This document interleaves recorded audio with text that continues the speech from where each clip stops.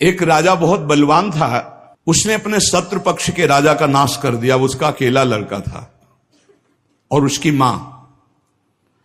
अब हर समय शत्रु पक्ष का राजा इस चाल में रहता था कि उस बालक को मार दें तो निष्कंटक अधिकार। और उसकी मां बड़ी भागवत थी, रात दिन भजन करती, भगवान से प्रार्थना करती कि भगवान मेरे बालक की रक्षा करना।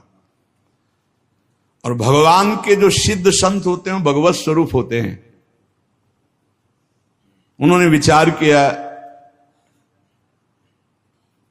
संत के हृदय में, एकदम भजन में बैठे थे उसी राज्य में, तो विचार एकदम आया कि अच्छा भगवान का आदेश है तो लीला करनी पड़ेगी।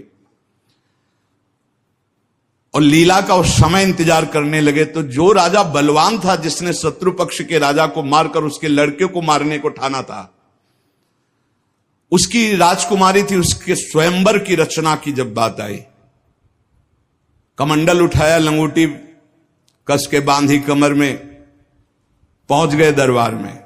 और वो परिचित थे तपस्या और उनके भजन से। जे भी देखा तो साष्टांग दंडवत राजा हुए। देखो, बाहरी आचरण से कैसे भी नहीं जाना जा सकता महात्मा के स्वरूप को, उनकी लीला को। राजा को मालूम था कि ये बड़े प्रसिद्ध और तपस्वी महात्मा हैं। राजा ने तत्काल अपनी कन्या को बुलाया, प्रणाम करो आप, महाराज आए हैं। राजकन्या बुलाई गई, महात्मा के चरणों में प्रणाम हुआ। महात्मा ने ऐसे देखा नखशिख तक और कहा, इस लड़की का तो विवाह हम करेंगे, किसी राजकुमार से न कर देना। राजा तो एकदम होश उड़ गए, पर बहुत वो प्रवीण भी थे, राजा बुद्धिमान थे। तो उनका, महाराज ब्याह तो आपसे ही कर देंगे, आप जैसा सुयोग्य वर कहां मिलेगा। 80 वर्ष की अवस्था, शरीर में झुर्रियां पड़ रही हैं, दूल्हा की पोशाक मात्र में लंगोटी, धन संपत्ति मात्र में लौकी का कमंडल, आप जैसा दूल्हा कहां मिलेगा। कुछ शर्त हैं, उनका आप पालन कर दो। गए, अपने तिजोरी से इतने बड़े बड़े मोती 2 लाए।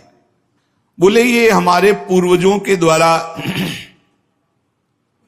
एकत्रित किए हुए 2 मोती हैं, 108 मोती ले आओ। पहली शर्त, राजकुमारी का ब्याह आपके साथ। देख रहे थे, हालत देख रहे थे। महात्मा ने कहा, हाँ हाँ 108 क्या होते, ले आएंगे। बोले, मोती देख लो। बोले, लाओ।